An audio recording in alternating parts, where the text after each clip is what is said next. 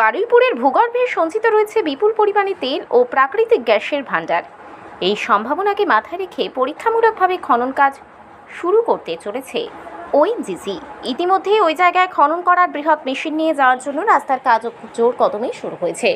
সেই সাথে অফিসারদের শাখার রুম, কনফারেন্স রুম সবই নির্মাণ করার কাজ চলছে। প্রাথমিকভাবে 100 একর জমিতে কাজ শুরু হয়েছে। এর ফলে এলাকার আর্থিক সমৃদ্ধি ঘটবে, কর্মসংস্থানের পথ খুলতে পারে।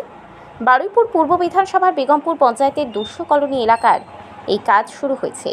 3 বছরের চুক্তির ভিত্তিতে স্থানীয় কৃষকদের কাছ থেকে জমি নেওয়া হয়েছে। এর জন্য কৃষকরা বিঘা প্রতি 3 বছরের জন্য 2 লক্ষ টাকা করে পাবেন। জমিদাতা প্রদীপ মণ্ডল কি জানাচ্ছেন তা শুনুন। আপনারা কতখানি জমি দিয়েছেন? আমরা 5 বিঘে জমিতে বারবার এখানে খনন চেক করার পরে এখানে ধরা হয়েছে। যেমন হলদিয়াতেও হয়েছে, ডেভেলপ হয়েছে। আমাদের এখানে চাই ডেভেলপ করার জন্য। ওএনজিসি নিয়েছে 5 বিঘে জমি, যে এখানে তেল খনি দুবা পাওয়া যাবে, আপনাদের লিস্ট হিসাবে দেওয়া হচ্ছে। পরবর্তীকালে দেখা যাচ্ছে যদি পাওয়া যায় তাহলে ভ্যালুয়েশন হিসাবে টাকা দিয়ে দেওয়া হবে।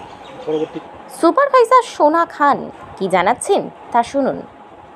এটা বারুইপুর পঞ্চায়েতে আছে, বারুইপুরে বেগমপুর 200 কলোনি। আচ্ছা, ঠিক আছে। এখানে ওএনজিসি অনেকদিন আগে মানে ভেরিফিকেশন করেছি, এখান থেকে সন্ধান পেয়ে গেছি, তখন কাজটা শুরু করেছি। কি পেয়েছে, কি সন্ধান? খনিজ দ্রব্য আছে, মানে এখানে পেট্রোল, ডিজেল আর গ্যাস, এর 3টে জিনিস ভিতরে কিছু একটা হবে। আচ্ছা, তারপর এখন কি হচ্ছে এখানে? এখানে এই কাজ হচ্ছে, মেশিনের জিনিস এসে বসবে, গাড়িগুলো আসবে, এই রাস্তার কাজ হচ্ছে, এই প্রজেক্টের কাজ হচ্ছে। তোমাদের কাজ এই কতদিন সময় লাগবে?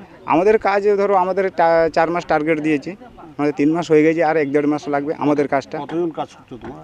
আমাদের এখন আপাতত 250-300 লোক কাজ করছি প্রত্যেক দিন।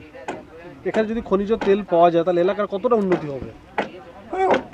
যে কোনো জায়গায় যখন খনিজ মানে কোনো প্রজেক্ট হয় তখন তো এলাকার কোনো কাজ হয়, মানে সুবিধা হয় অনেক, মানে এলাকাবাসীরা অনেক লাভবান হবেন, অনেক এলাকার আশেপাশের লোক কাজও পাবে, অনেক দোকানপাটি হবে, অনেক এখানে যখন লোক এসে থাকবে তখন একটা হোটেল, খাওয়া দাওয়ার একটা হোটেল, অনেক কিছু ব্যাপার হয়ে যাবে। খোকন সরকার জমিদাতা কি জানাচ্ছেন শুনুন।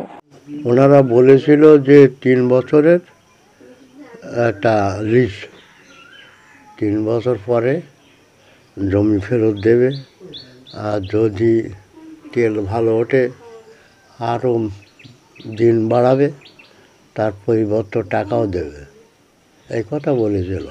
বারুইপুর পূর্বের বিধায়ক বিভাস সর্দার এ বিষয়ে কি জানালেন তা শুনুন।